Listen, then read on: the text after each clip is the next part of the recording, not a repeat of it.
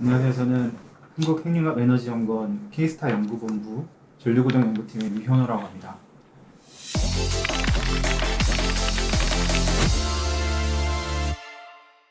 안녕하세요. 저는 위 박사님과 같은 팀에서 근무하고 있는 이현영이라고 합니다.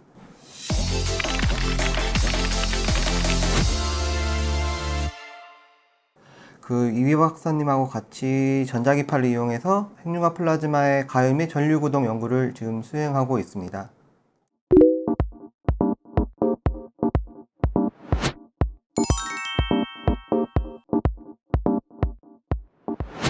올해 수능 보는 친구들 나이가 몇 년생이죠? 아시나요 혹시?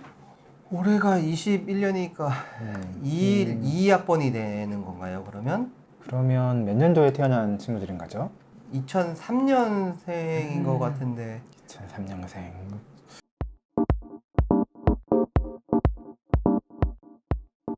제가 산소학번이거든요. 산소학번. 네, 02학번이라서 여기서 이제 이 박사님 나이가 나오네요. 나이가 나오게 되는데 제가 대학교 입학할 때 태어나신 분들이 지금 수능을 보시는 거 아닙니까? 저는 02학번으로 저 때 수시모집이란 게 처음으로 생겼거든요. 그래서 그때 수능 공부를 하지 않아도 대학에 갈 수 있다 뭐 이런 얘기들이 많이 돌 때였고, 그리고 마침 또 저는 운이 좋게도 그 수능을 보지 않고 갈 수 있는 대학에 들어가는 바람에 수능을 보지 않았었습니다. 저는 01학번이고요. 2021년도니까 지금 벌써 20년이 지나 버렸네요. 마음은 아직 젊은데 수능 기억은 잘 안 나지만 굉장히 추웠던 기억 하나 하고 많은 수험생들이 똑같겠지만 항상 아쉬운 마음 들었던 기억이 납니다.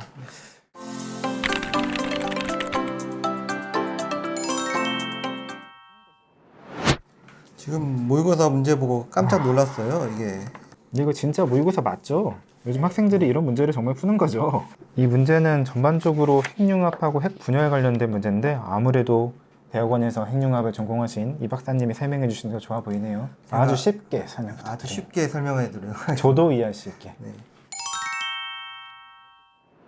쉽게 생각하시면은 핵 분열은 우라늄과 같이 무거운 원자핵이 그냥 하나짜리 중성자를 충돌하면서 두 개의 가벼운 원자핵으로 쪼개지게 되고요. 이때 쪼개질 때 원래 있던 두 개 우라늄과 중성자의 무게보다 더 가벼운 감소한 질량을 갖고 있는 두 개의 원자핵을 갖게 되고, 이때 감소한 질량만큼 에너지가 발생하게 됩니다. 이 발생한 에너지는 이때 같이 튀어나오게 되는 중성자, 두세 개의 중성자가 나오게 되는데, 이 중성자가 다른 원자핵들, 주변에 존재하고 있던 우라늄 원자핵들과 부딪히면서 연쇄 반응을 일으키게 됩니다. 이 연쇄 반응을 일으키면서 나오는 에너지를 가지고 물을 끓여서 발전을 일으키는 게 핵분열을 이용한 원자력 발전소의 원리라고 할 수 있습니다. 그러면 핵융합을 핵분열과는 좀 반대되는 과정이라고 보면 될 텐데요.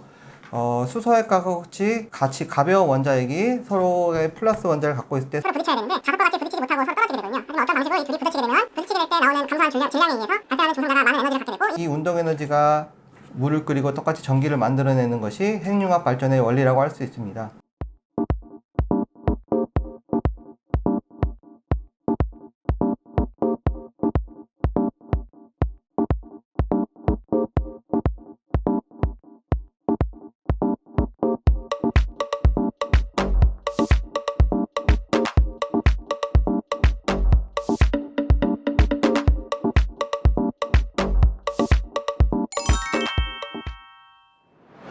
이 26번도 한번 이 박사님이 설명을 해주시겠어요? 26번은 뭐 앞에서 내온 지문을 다 요약해낸 내용이라고 할 수 있겠는데요.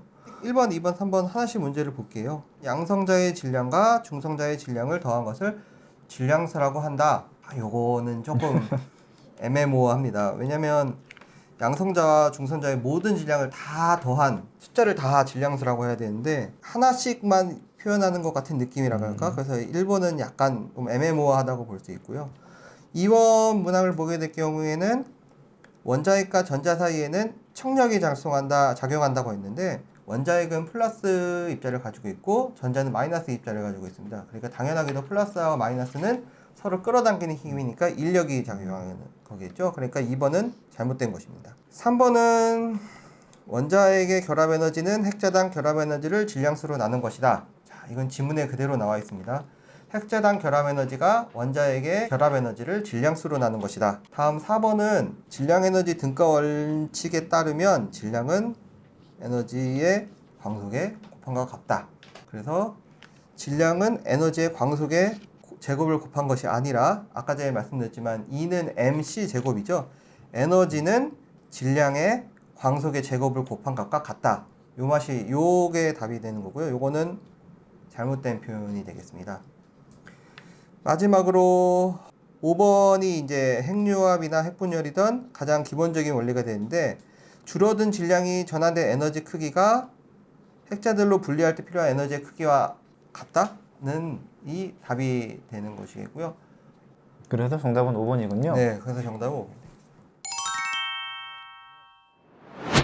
27번은 이거 사실 국어 문제잖아요. 지금 1번 내용에 보면 우라늄 235는 원자핵에 전자를 흡수시켜서 핵분열을 일으킨다는데, 중간에 내용을 보시면 이건 전자가 아니고 중성자죠. 그래서 내용은 1번이죠. 네. 아까 전에 말씀드렸지만 1번에 대한 얘기를 하자면, 원자핵에 전자를 흡수시키는데, 원자핵의 전자라고 얘기했지만 우라늄 원자핵은 약간 축구공 같이 커다란 느낌이라면 중성자는 골프공 같은 크기입니다. 근데 그거보다도 훨씬 작은 전자이기 때문에 원자핵은 미동도 하지 않거든요. 거의 축구공에 모래알 하나 부딪히는 정도라고 할까요? 네.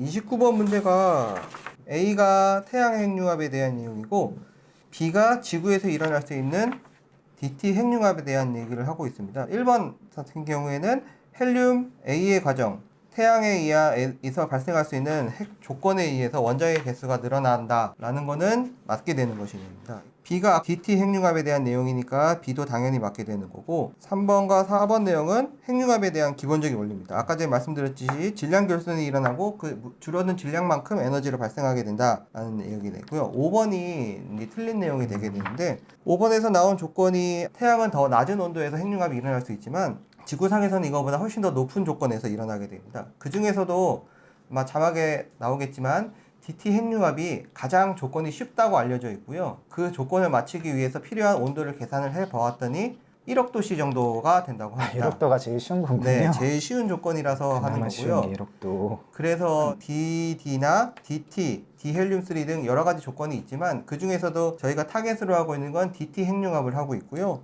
DT 핵융합이 일어나기 위한 조건으로 말씀을 드린 게 이 1억 도씨가 되겠습니다. 최근 저희 K스타에서도 이 1억 도씨를 만들기 위해서 많은 연구를 진행하고 있는데요. 최근 2020년도에는 이제 K스타에서 이온 온도라는 게 아까 말씀드린 이 DT라는 이 이온들을 말합니다. 이 온도가 1억 도씨에 20초 유지라는 결과를 보여주게 되었고요. 앞으로 K스타는 20초뿐만 아니라 300초를 목표로 해서 계속 진행을 할 예정에 있습니다. 맞아, 30번 설명해 주시죠. 니은은 플라즈마 온도 1억도 이상이라고 얘기를 하고 있는데요. 지구에서의 핵융합이 일어나기 위한 가장 쉬운 조건으로 1억도를 얘기를 하고 있는 것입니다. 지금 앞서 B번에서 설명하고 있는 DT 핵융합이 일어날 조건으로 텐캠브라고 얘기하고 있고, 그게 이제 도시로 바꾸면 1억 도씨 정도가 되는 것인데요. 요 1억 도씨가 되기 위해서 필요한 이유는 원자핵들이 서로 부딪혀야 되는데 둘 다 플러스 입자를 가지고 있습니다. 그렇기 때문에 서로 부딪히려고 하지 않고 서로 밀어내려고만 하겠죠. 마치 자석에서 N극과 N극 놓으면 서로 밀어내듯이. 하지만 그럼에도 불구하고 부딪혀야 되기 때문에 이거를 뜨겁게 만들어주게 되면 얘들이 서로 더 높은 속도를 갖게 되고 결국에는 아무리 밀어내려고 해도 부딪힐 수밖에 없는 환경을 만들어준다 라고 얘기를 하면 될 것 같고요. 그것이 그래서 답은 3번 원자핵이 청력을 이겨내고 서로 융합할 수 있도록 하기 위해서다 라는 얘기로 답이 나와야 될 것 같습니다. 핵융합에 대한 문제가 나오는지 몰랐는데 핵융합에 대한 문제가 나오네요. 근데 앞에서 국어 지문에서 설명했던 내용입니다. 거의 다. 그래서 사실 국어 지문에서 나왔던 내용을 그냥 그림화하고 그다음에 수식화한 게 전부라서 어렵지 않게 풀 수 있지 않을까 생각합니다. 이런 유형의 문제가 자주 출제되는 것 같은데 다들 고3 수험생 여러분들께서는 핵융합의 기본적인 원리를 다 이해하고 있는 게 도움이 되지 않을까 생각합니다. 3번 문제 보면 우리야 이 수식을 아주 자주 봤고 이 수식으로 우리가 밥을 먹고 살아가고 있잖아요. 네. 그런데 그림만 보고 기억이 A는 중성자라는 사실을 네. 맞다 아니다라는 걸 어떻게 알 수 있어요? 요 그림에 사실 모든 게 다 나와 있다고 보면 되는데요. 보시면은 제일 위에 나오는 D 수소 하나에 양성자가 색칠이 되어 있고 중성자가 색칠이 안 되어 있는 모습을 확인할 수가 있고요. 밑에 두 개가 부딪히는 두 번째 거에는 수소라고 되어 있는 건 H, 양성자가 하나. 양성자가 하나이기 때문에 수소입니다. 양성자가 하나인 건 수소이기 때문에 수소에다가 중성자가 두 개 붙어 있는 수소가 되겠습니다. 그래서 이 D와 T의 결합에 의해서 발생하게 되는데, 색칠되어 있는 것이 양성자이기 때문에 양성자 두 개가 붙었고 중성자 두 개가 붙었으면 나머지 하나 중성자가 나오게 되는데, 그렇기 때문에 세 개 있는 것 중에 두 개는 헬륨으로 붙었고 나머지 하나가 중성자로 나오는 거기 때문에 사실은 A는 중성자라는 기억은 답은 맞다고 보면 될 것 같습니다. 그래서 A는 맞는 거죠. 기억은 네. 맞는 거고, 니은은 핵융합 반응 맞는 네, 거고요. 그게 이 핵융합 반응이 되는 거고요. 그 다음에 요 헬륨과 그 다음에 헬륨의 질량은 앞서 나온 중수소와 T의 반응에 의해서 나오는 중성자의 차에 의해서 나온 것보다 더 질량이 작게 됩니다. 그래서 그 질량 차만큼이 여기 보면은 에너지라고 하면서 이게 반짝반짝 빛나고 있는 부분이 나오는데, 그 질량 결손에 의해서 발생한 에너지가 요 에너지로 나오는 거기 때문에 디귿 질량은 이거보다 작습니다. 고로 오답이고 답은 3번이 되겠습니다. 고3 6월 모의고사 물리 1 6번 문제입니다. 보시면 뭐 태양에서 방출되는 에너지의 대부분은 A, B 뭐 이런 식으로 이제 설명을 하고 있는데요. 기억부터 바로 풀겠습니다. 원자핵 한 개의 질량은 A가 B보다 크다 라고 하는데, 그 수소 원자핵이 모여서 헬륨 원자핵이 되는 것이죠. 그러니까 B가 A보다 더 큽니다. 그로 기억은 오답이 되겠고요. 예, 니은 문제를 보면 기억 과정에서 질량 결손에 의해서 에너지가 발생한다. 니은 기억이 핵융합 과정이기 때문에 질량 결손이 발생하고 에너지가 발생하게 되는 것이 맞는 것이죠. 마지막 디귿은 니은 과정, 즉 핵분열 과정이죠. 핵분열 과정에서 질량수가 큰 원자핵이 반응하여 질량수가 작은 원자핵들이 발생하게 된다. 맞습니다. 아까 전에 말씀드렸듯이 큰 축구공이 조그만 골프공과 부딪혀서 두 개로 나눠져서 더 작은 질량수를 갖고 있는 원자핵들이 생성되기 때문에 디귿도 정답이 되고 니은과 디귿이 정답이고 답은 4번이 되겠습니다. 그리고 그 다음 문제도 보면 거의 유사 문제 같네요. 네, 맞습니다. 그 3월 모의고사에서는 그림으로 나왔고 6월 모의고사에서는 지문으로 나왔었는데, 이번 9월 모의고사에서는 똑같은 문제를 수식으로 설명을 하고 있습니다. 마찬가지로 D와 T의 결합으로 나오는 헬륨이 나오고 가 수식을 보게 되면 기억은 중성자가 나오게 되겠고요. 거기에서 나오는 에너지가 17.6 메가 일렉트로볼트의 에너지가 나오게 된다는 걸 설명하고 있습니다. 네, 그래서 나오는 기억은 중성자가 맞는 거고, 나 반응을 조금 설명을 해야 되는데요. 핵융합이 일어날 수 있는 반응은 여러 가지가 있습니다. 그 중에서 제일 쉬운 반응이 D랑 T 반응에 의한 조건이라고 얘기했는데, 1억도 D라고 얘기했던 DT 핵 반응을 얘기하고 있는데, 나 반응은 DT 핵 반응이 아니라 DD, 똑같은 D 두 개를 가지고 일어난 핵 반응이 되겠습니다. DD 핵 반응은 더 일어나기가 어렵고요. 아마 자막에도 나오듯이 DD 핵 반응에 따라서 나올 수 있는 조건이 어려운 더 조건이 됩니다. 그렇기 때문에 나올 수는 없지만 이론적으로는 가능한 조건이 되겠고요. 그래서 DD 핵 반응이 일어나게 될 경우에는 당연하게도 앞에서 말했던 DT 핵융합과는 다르게 중성자는 똑같이 나오겠지만 니은이 다른 값이 나오게 됩니다. 그래서 질량수가 3인 값이 나오게 되겠죠. 왜냐면 중수와 중수는 둘 다 질량수가 2였기 때문에 중성자는 기억 중성자는 질량수 하나를 갖고 있을 거고, 나오게 되는 니은은 질량수 3짜리 헬륨이 나오게 되기 때문에 니은은 오답이 되겠습니다. 마지막으로 질량 결손은 가에서 나가 더 작다라고 얘기합니다. 가 반응에서 나오는 에너지를 보게 되면 17.6 메가 일렉트론 볼트가 나오게 되는데, 나 반응에서 나오는 에너지는 3.27 메가 일렉트론 볼트입니다. 즉 질량이 당연하게도 많이 줄어든 건 가에서 많이 줄어들겠죠. 그렇기 때문에 디귿도 오답인 거죠. 오답이 되겠습니다. 그래서 답은 1번. 네. 그 다음 2터 문제로 넘어가 볼까요? 핵융합이라는 기본적인 이 연구 자체가 굉장히 많은 시간과 인력과 이제 노력들이 들어가는, 그리고 굉장히 장시간 해야 되는 그런 프로젝트예요. 그래서 어느 한 나라, 어느 한 기업 개개인이 할 수 없기 때문에 지금 전 세계 주요 7개 회원국이 같이 모여서 프랑스에서 이제 핵융합을 실증하기 위한 장치를 짓고 있는데 그 7개 나라는 이제 유럽, 미국, 일본, 중국, 러시아, 인도 그리고 한국이 포함되어 있습니다.